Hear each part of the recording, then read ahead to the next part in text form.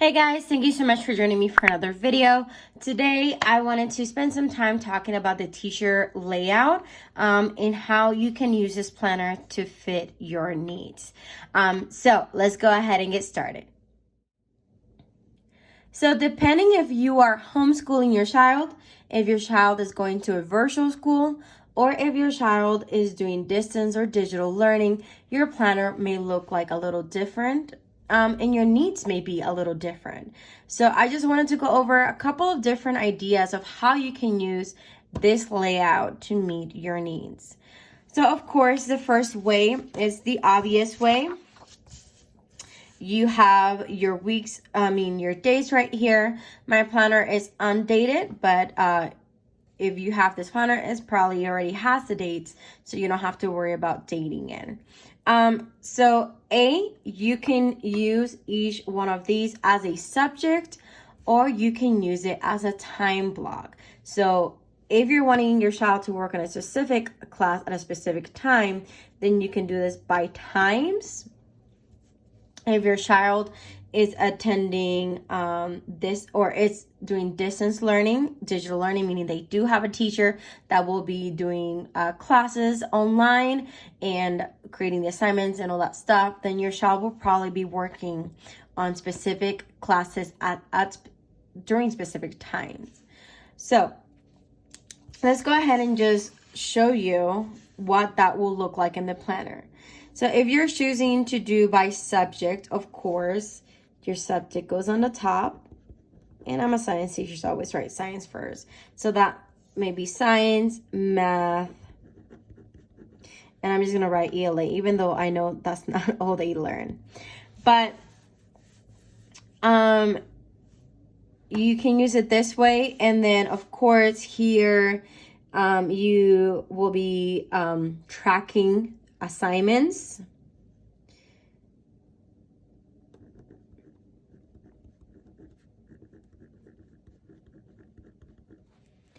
Maybe you are tracking the actual content.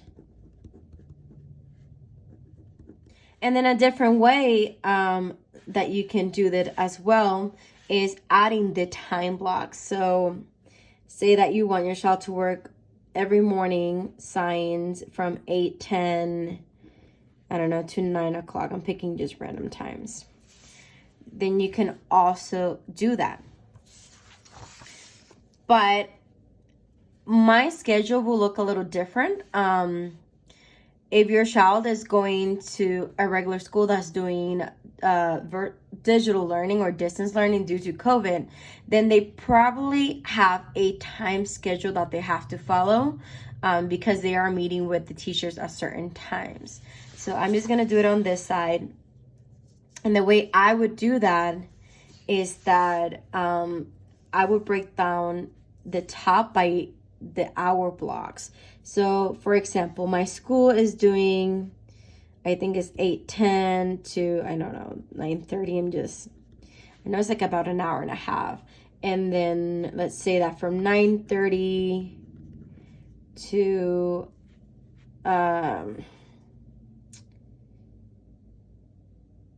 11 is another class. Maybe here they have lunch. And then they come back maybe at 12. And then they have class from 12 to, let's say, 1:30. And then let's say they have one more class. So 1:30 to 3. And that is the end of their day. Okay, so then this student, you don't want to write the time on the top. You don't want to write the subject on the top if the subject is changing day to day. So what my school is doing is that Monday, the students do not have class. It is a teacher work day. But then Tuesday, they will have a core class. So let's start with science again. So this day they have science, but the next day they have math. And then again, science. And then math. Now, next class, let's say they have PE on this day, and then this day they have art, and then so on. So again, I'm trying to not confuse anybody. It might sound confusing, and I apologize for that. If your student has specific times that they have to be working on specific classes, then I would set up my planner this way. I would write down the times on the top, and then I would go in and write each subject so they know that, okay, on Tuesday at 8:10 I need to be logged in my science class. Now, of course, you definitely want to track assignments in here, maybe homework if it's something that they didn't finish during the time block, which I hope that's not the thing. Maybe you want to track the teacher's office hours. What else? Maybe also track the progress. How was the child able to do the lesson? Did they do, did they understand it? Did they have difficulties? And whatever the case may be. It's just something that I will be doing with my students at the end of each lesson, making sure that I know where everybody's sitting. So that is one way. Of course, this is another way. And you might even have extra columns. So maybe you want to use that entire column for questions that your child might have. So maybe the next time they are meeting with the teacher, they can ask those questions. Now, if you are doing homeschooling and virtual learning, of course, you do have a little more flexibility on the time schedules. So you can drop the time if you're not wanting to, if you just want to focus on what each class is going to do each day. And something else that people do is cover these boxes. I don't know why I flipped it over. Cover these boxes and use this, cover this with boxes. So instead of this being Monday, maybe this is your subject times or even the different time blocks. So I'm going to find a box and show you what that will look like.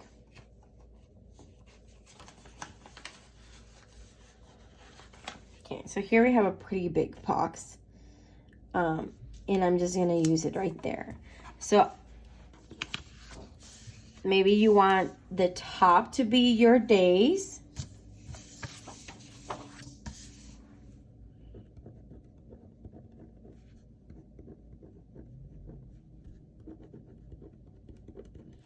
And then maybe you want this to be your subject. Or it could be your time block. So back to the times. I don't know, I'm just going to do an hour. And say that you just want to do Monday through Friday. You can also use, of course, the rest of the boxes. Maybe you want to have, I'm trying to think. I don't know, maybe you want to track something specific, or you want to create a to-do list, or you want to have a box for questions. Whatever the case may be, there's different ways that you can use this planner to fit your needs. So what I will be doing, since it's different for me, I am the teacher, and I will be teaching during specific times. This is what my planner will look like. I will have the times at the top, and I will I'm going to do it on this first box. And then I will have, okay, let's say that Monday I'm teaching my either core 1, or some people call it period 1. So I'm teaching that. And then we are talking about, let's say, I'm trying to pick a random, introduction to sales, intro. And then let's say that the activity is going to be a Nearpod. And then point is that I'm just showing you some things that you might want to track that you're doing. I would definitely be tracking how far did students go, so that way I know when I have to pick it up again, either if you're doing it every day or if you're doing it every other day, you know where you're at. Okay, so I hope this helps out. I hope it makes sense. At any point, please, if you have any questions or you want me to show you how to do something, feel free to leave me a comment down below. The beautiful thing about Happy Planner is that they're completely customizable. So you're able to use these planners however works for you the best. So if you're a homeschool mama and you want, of course, just to focus on the subjects, or you want to time block your child's schedule, that is an option. If your child is doing virtual learning, say that they're a middle schooler or high schooler, and you want to just track what assignments they're doing what days, then maybe you can just do, what am I trying to show you? Sorry. Maybe you're just wanting to just do the subjects at the top, not worrying about the times, because your child is able to work on whatever class they want to at whatever time.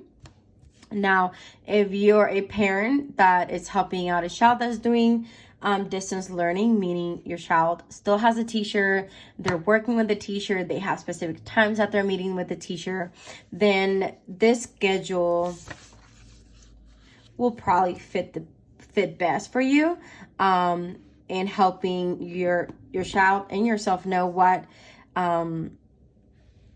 class is your student or your child doing at what time. Now, of course, depending on what grade level your student is in, it's gonna look different. Definitely elementary school kids need more guidance, more structure. So maybe you want to write down more detailed things that they need to be doing. For a middle school child, they should be a little more independent. And I definitely encourage my middle schoolers and high schoolers to have their own planner so they can track their assignments, their times, and their meeting time. So it depends what grade level your child is in. Don't forget that if they're doing distance learning or digital learning, there is a teacher there that will be working with the student.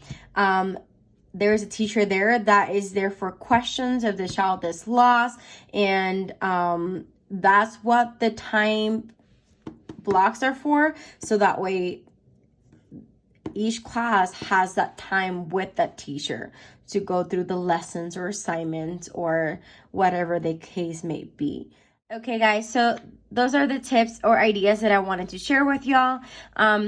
Please, if you have any questions or any concerns or a specific scenario and you want to contact me, feel free to either leave me a comment down below or feel free to DM me on Instagram. Again, you make the planner work for you and your schedule or your child's schedule. We might all be doing something a little bit different. It really depends on your district, or if you're homeschooling, or if you are doing a virtual school. So make your planner fit your needs or your child's needs. But if you have specific questions or you want more information or you want me to talk about something specific or go over something, please let me know. I'll gladly do that for you. So if you like this video, don't forget to give it a thumbs up. If you like to see more of my videos, please don't forget to subscribe, and I will see you guys on the next video.